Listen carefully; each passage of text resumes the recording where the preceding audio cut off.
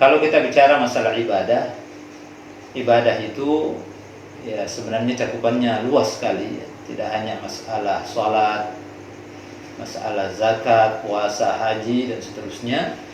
Tetapi ibadah itu adalah ismun jami'un likulli ma yuhibbuhullahu wa yardah.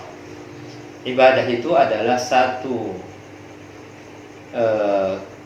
ungkapan atau satu nama jami'un likulli ma yuhibbuhullahu wa yardah, yang menghimpun seluruh perkara yang dicintai oleh Allah dan diridhoi oleh Allah. Jadi apapun perkara itu kalau diridhoi oleh Allah, dicintai oleh Allah, itu ibadah kalau kita laksanakan. Jadi itu definisi daripada ibadah. Ada sebagian ulama mengatakan ibadah itu adalah al-khudu' wal inqiyadu wat tazallulu lillahi subhanahu wa ta'ala bi fi'li awamirihi wa ijtinabi nawahihi. Jadi ibadah itu adalah tunduk, patuh, taat ya kepada Allah semata dalam menjalankan segala perintahnya dan meninggalkan segala apa yang dilarangnya. Jadi ibadah itu ternyata definisinya sangat umum sekali, sangat luas sekali, sehingga apapun bisa bernilai ibadah di mata Allah Subhanahu wa ta'ala. Oleh karena itu tidak heran ketika Allah Subhanahu wa ta'ala mengatakan, berfirman, a'udzubillahi minasyaitonir rajim, bismillahirrahmanirrahim, wa ma khalaqtul jinna wal insa illa liya'budun. Saya, kata Allah Subhanahu wa ta'ala, tidak menciptakan jin dan manusia kecuali untuk ibadah. Nah, ini orang yang salah paham tentang ibadah nanti mengartikan kalau begitu hanya di masjid saja, kita diciptakan hanya untuk kemudian puasa saja, zakat saja, pokoknya ibadah yang diartikan secara sempit. Ternyata setelah kita memaknai tadi, kita lihat pemaknaan daripada ibadah, oh iya, pantas Allah menciptakan kita untuk ibadah, karena ibadah itu memang artinya sangat luas sekali. Nah ini teman-teman sekalian, hadirin hadirat jamaah dimanapun kita berada. Nah oleh karena itu penting untuk kita pahami ini, dan insya Allah mudah-mudahan ya kalau ini kajian berlanjut, ya tidak ada cara kecuali kita masuk kepada masalah-masalah ibadah secara khusus ya. Bertema, berjangka, ada silabus supaya terukur itu kemampuan pemahaman kita ya. Sehingga ada buku nanti yang akan kita kaji secara berkala. Kalau kita bilang ibadah, nanti kalau fikih ibadah itu maksudnya ya belajar fikih, mulai dari bagaimana bersuci, bagaimana kemudian melakukan salat, puasa, zakat, haji, baru kemudian yang lain dalam fikih muamalat, dalam fikih keluarga dan seterusnya. Nah itu semua akan dipelajari. Bahkan dalam hukum tata negara itu juga ada ilmunya dalam agama kita, dan itu juga ada fikihnya. Dalam politik ada namanya fikih siasa, fikih politik dan seterusnya.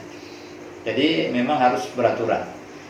Nah, tetapi intinya hadirin hadirat yang dirahmati Allah, semua kehidupan kita, semua perbuatan kita itu bisa bernilai ibadah. Bisa bernilai ibadah. Oleh karena itu nanti para ulama mengatakan ada ibadah yang namanya mahdhah, ada ibadah ghairu mahdhah, ada ibadah khas, ada ibadah am, ada ibadah khusus, ada ibadah umum. Ada ibadah yang memang ada aturannya, ada kaifiyatnya, tata caranya, ada waktu pelaksanaannya. Ada ibadah yang maknanya saja ibadah, tata caranya diserahkan kepada kita, waktunya bebas kita lakukan. Itu namanya ibadah ghairu mahdhah. Jadi tidak terikat oleh cara dan waktu, cuman ada aturan rambu-rambu umum saja yang berlaku.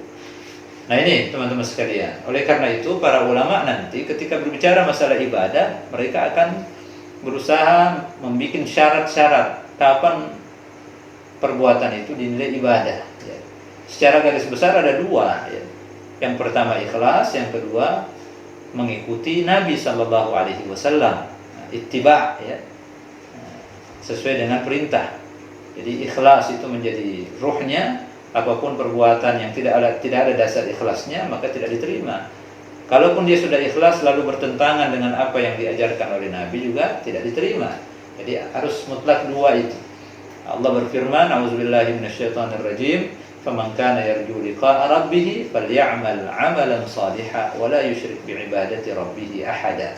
Barang siapa yang ingin bertemu dengan Tuhannya kelak, maka hendaklah dia melakukan amal soleh. Nah, amal soleh yang dimaksud adalah amalan-amalan yang baik, ya, ibadah-ibadah baik itu mahdhu ataupun ghairu mahdhu, wa la yusyrik bi ibadati rabbih ahada. Dan dalam melakukan ibadahnya tadi dia tidak melakukan syirik. Nah, artinya betul-betul ikhlas, baik itu syiriknya syirik besar ataupun syirik kecil. Nah, riya di dalam hati dalam beribadah itu juga akan mengurangi nilai ibadah. Nah ini hadirin hadirat kaum muslimin dan muslimat, teman-teman dimanapun kita berada. Sebagian ulama lain lebih detail, misalnya Syekh Yusuf Qaradawi dalam Muqaddimah fi Ma'rifatil Islam itu beliau mengatakan minimal ada 5 hal ya. Kalau perkara itu mau dianggap ibadah di mata Allah Subhanahu wa taala. Perbuatan apapun dimanapun kita bekerja bisa bernilai ibadah kalau misalnya kalau di situ terdapat 5 perkara ini. Yang pertama kata beliau ayyakunal amalu masyru'an fi nazaril Islam. Perkara yang dilakukan itu hendaklah merupakan perkara yang dimasyru'kan dalam Islam. Dimasyru'kan maksudnya dibolehkan, disyariatkan. Jadi kalau dia bekerja ikhlas karena Allah, tetapi dia melakukan yang tidak dimasyru'kan, yang tidak diajarkan, yang tidak dibolehkan, maka ya sama saja tidak bernilai ibadah. Dia mengambil barang orang, bekerja tapi dengan cara mengambil barang orang yang tidak mungkin, itu tidak akan bernilai ibadah. Atau melakukan perkara atau menjual barang-barang yang dilarang, tidak akan bernilai ibadah. Walaupun dia niatnya baik, ikhlas karena Allah, tetapi tidak disyariatkan dalam agama, maka itu tidak diterima. Ya, bukan bernilai ibadah. Nah ini teman-teman sekalian, maka di sini kemudian penting memahami, penting ilmu. Ya. Ini boleh atau tidak, penting memahami perkara halal dan haram. Ini halal atau haram, ya kan? Nah, sehingga tidak salah kita dalam melangkah. Kadang-kadang niat sudah bagus, tetapi kemudian cara tidak sesuai dengan apa yang diajarkan oleh baginda Nabi Shallallahu Alaihi Wasallam. Tidak ada dalam Al-Quran petunjuknya. Bahkan jelas dalam Al-Quran dilarang hal itu. Nah ini juga salah.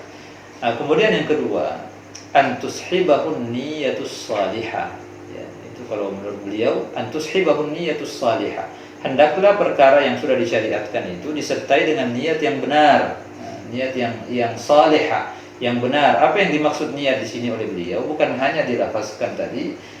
Niat pertama adalah memang untuk Allah Subhanahu wa taala, ikhlas karena Allah ya.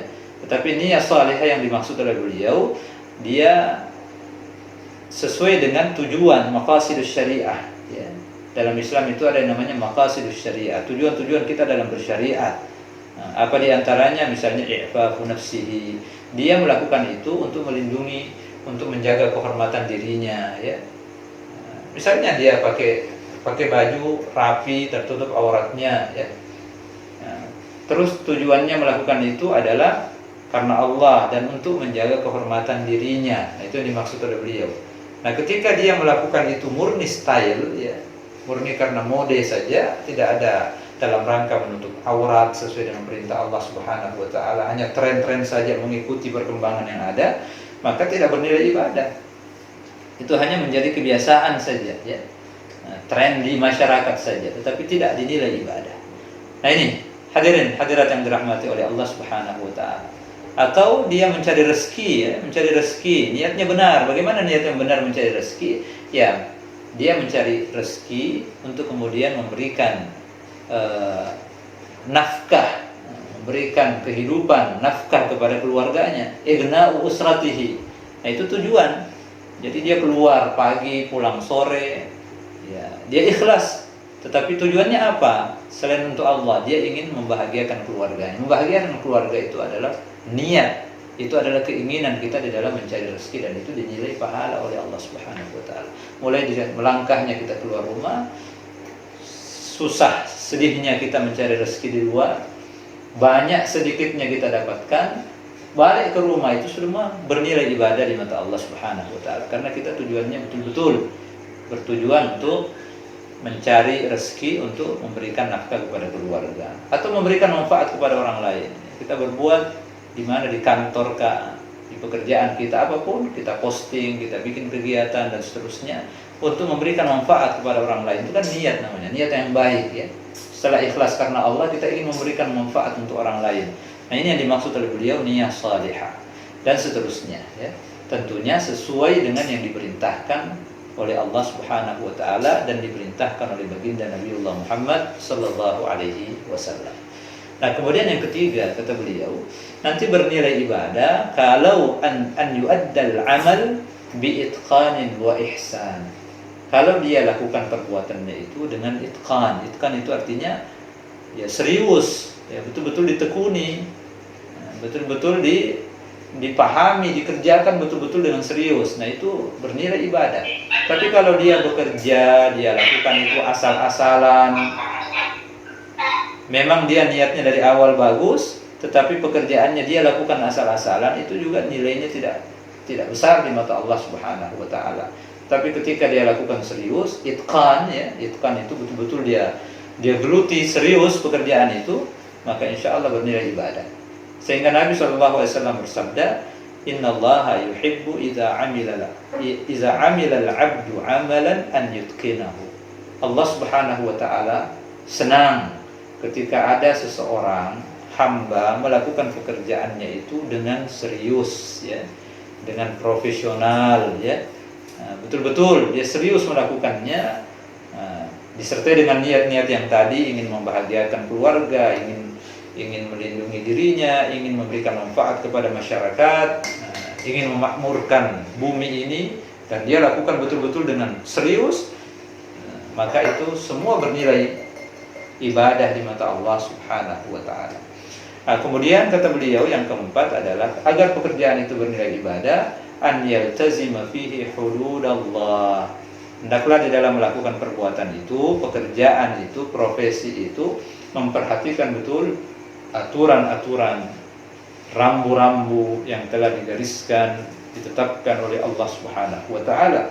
Fala yazlim, tidak membuat kezaliman ya.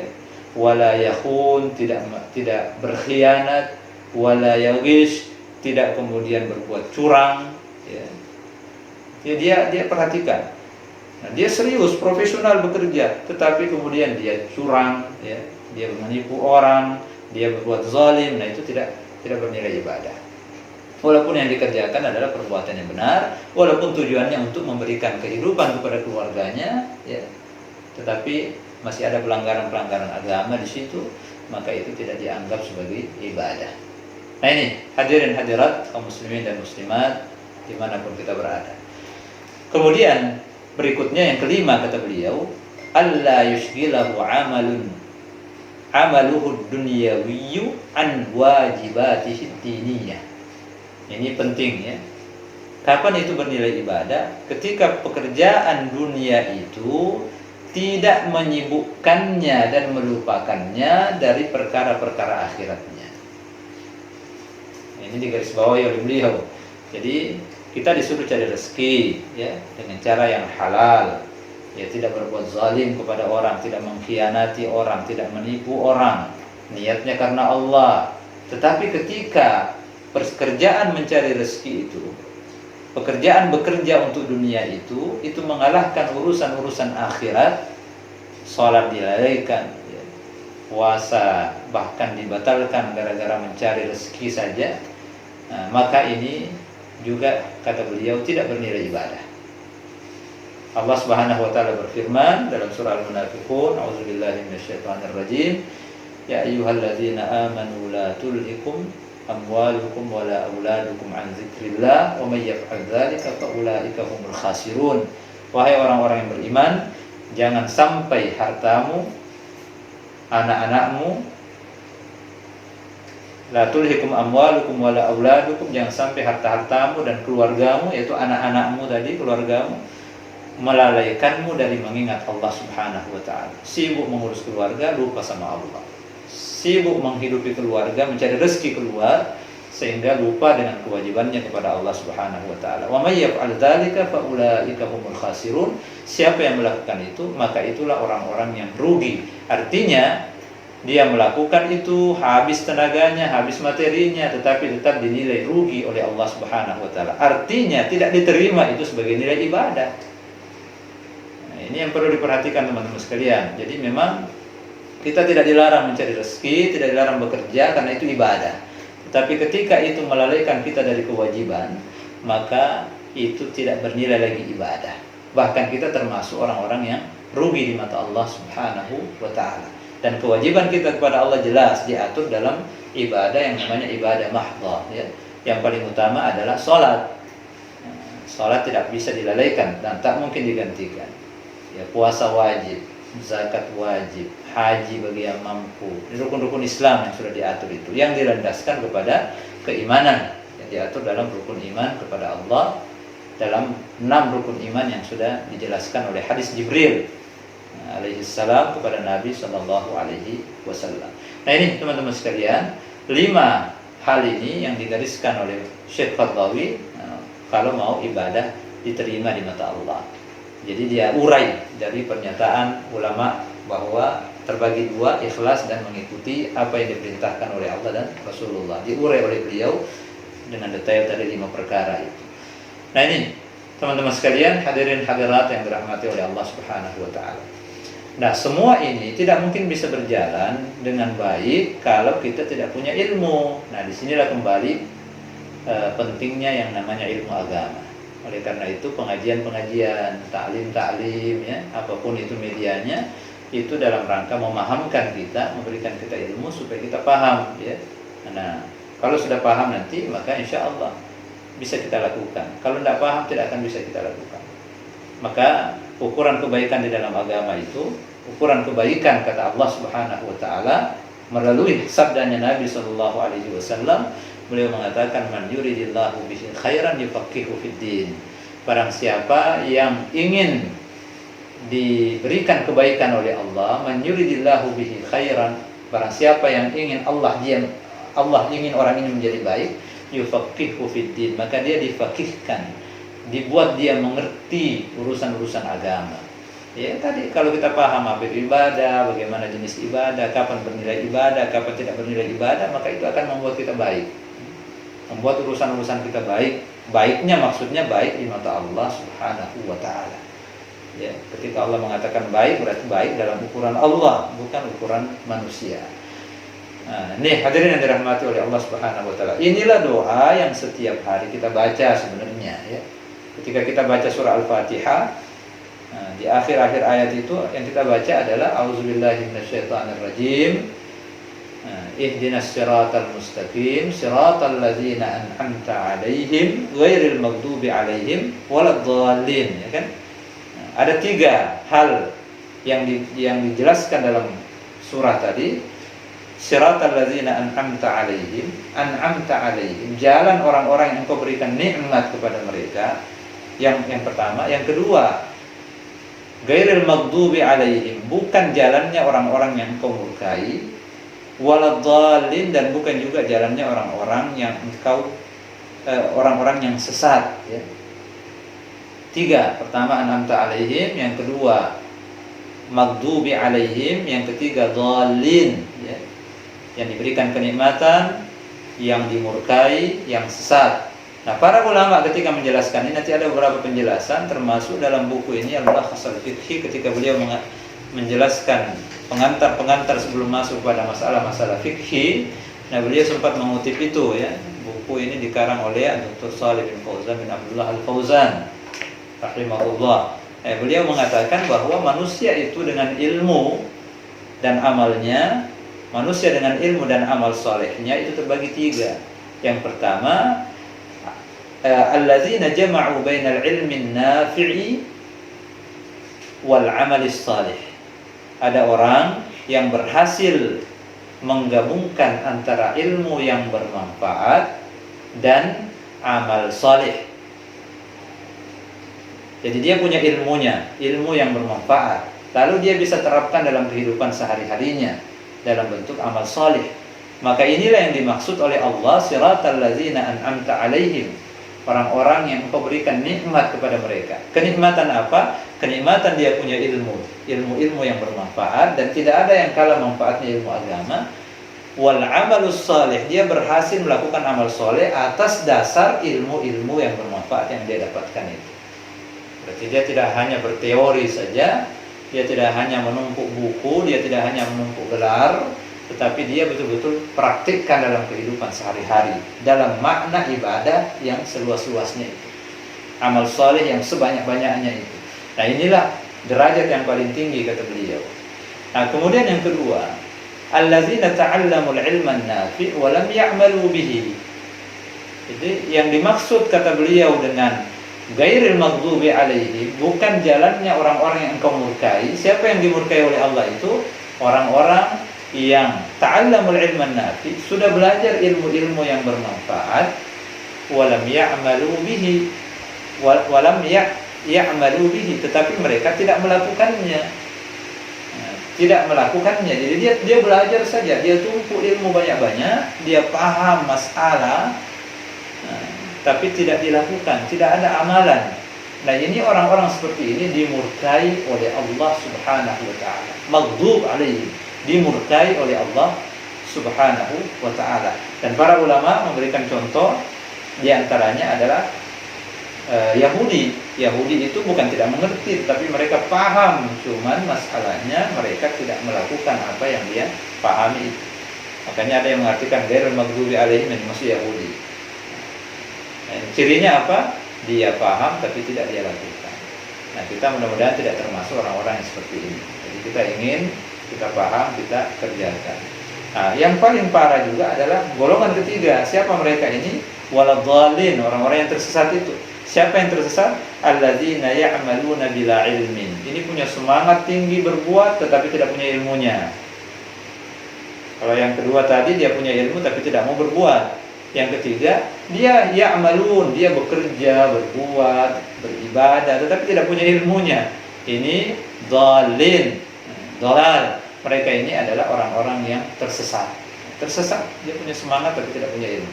Jadi ini teman-teman sekalian, jadi sehingga ilmu itu adalah kuncinya sebenarnya. Ilmu itu kunci daripada kesuksesan ibadah setelah keikhlasan kepada Allah Subhanahu wa ta'ala.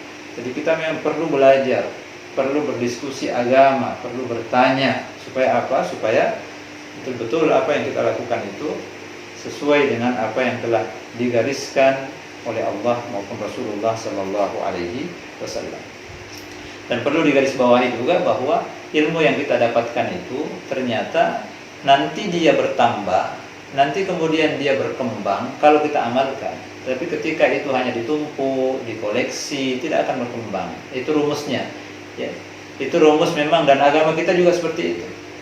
Siapa yang melakukan apa yang dia ketahui, maka nanti ilmunya bertambah. Siapa yang menyembunyikan apa yang dia ketahui, maka nanti ilmunya habis. Bahkan itu menjadi ancaman bagi dia di akhirat kelak nanti. Nabi bersabda, "Man 'amila bima 'alima, 'allamahu Allahu aw awrasahu Allahu 'ilma ma lam ya'lam." Man 'amila bima 'amila, barang siapa yang melakukan apa yang dia pahami, apa yang dia ketahui ilmunya, maksudnya yang baik-baik berarti, bukan yang tidak baik ya. Perkara-perkara yang baik yang dia sudah mengerti, dia sudah paham ini halal, ini haram, dia sudah paham dan dia amalkan betul. Awrasahullahu ilma ma lam ya'lam. Maka Allah akan mewariskan kepadanya ilmu-ilmu perkara-perkara yang dia tidak tahu sebelumnya. Berarti kunci dapat ilmu adalah melakukan, mengamalkan ilmu yang sudah kita ketahui itu. Apalagi urusan agama. Nah inilah kemudian salah satu kelebihan-kelebihan orang-orang soleh ya, baik dari kalangan para nabi, para sahabat-sahabat nabi, para ulama-ulama ya, yang banyak sekali kita dengarkan cerita-ceritanya, cerita-cerita tentang kekaromahannya ya, hal-hal yang di luar kemampuan orang-orang biasa. Salah satu sebabnya adalah karena mereka itu lebih banyak praktek keagamaannya. Dengan ilmu yang dia miliki, dia praktekkan terus, maka Allah menjanjikan siapa yang seperti itu dalam hidupnya, maka Allah akan ajarkan, Allah akan wariskan kepada dia ilmu-ilmu yang belum dia tahu. Nah, hal-hal yang belum dia tahu sebelumnya, tiba-tiba dia mengerti dan dia menyelesaikan masalah itu tanpa pernah diduga sebelumnya. Nah inilah yang biasa orang bilang ilmu apa itu, ilmu laduni ya, ilmu laduni, walaupun ini istilah saja, saya tidak paham dari mana sumbernya. Tetapi memang ketika kita baca ayat maupun hadis Nabi memang ada yang seperti itu. Bahkan Allah Subhanahu wa taala berfirman dalam surah Al-Baqarah ayat 282 ya. Allah berfirman, "A'udzubillahi minasyaitonir rajim, wattaqullaha wa yu'allimukumullah, wallahu bikulli syai'in alim." Bertakwalah kalian kepada Allah, maka Allah akan mengajar kalian. Apa yang dimaksud bertakwa? Bertakwa itu kan mengamalkan perintah, meninggalkan larangan. Jadi kalau kita sudah paham mana yang halal, mana yang haram, kita lakukan. Kita amalkan dalam kehidupan sehari-hari. Wa yu'allimukumullah. Allah akan ajarkan kalian. Allah akan berikan kalian ilmunya. Wallahu bikulli syai'in alim. Allah itu maha mengetahui segala perkara. Allah maha mengetahui semua urusan. Dia alim, dia yang punya ilmunya dan tidak ada tandingannya. Nah ini teman-teman sekalian, hadirin yang dirahmati oleh Allah Subhanahu wa taala, dari ini semua kita bisa paham inti daripada ilmu itu adalah pengamalan. Siapa yang mengamalkan apa yang dia ilmui, maka insya Allah ada keberkahan hidupnya. Dan musibah besar adalah ketika itu tidak diamalkan. Dia paham tapi tidak diamalkan, disembunyikan, apalagi menjadi musibah besar. Nah ini teman-teman sekalian, hadirin yang dirahmati oleh Allah, sehingga inilah pentingnya kita melakukan kajian-kajian seperti ini, kajian-kajian untuk menambah keimanan kita, menambah ketakwaan kita kepada Allah Subhanahu wa taala melalui tambahan-tambahan ilmu agama. Tentunya mudah-mudahan bisa menambah ketakwaan dan keimanan kita kepada Allah Subhanahu wa taala.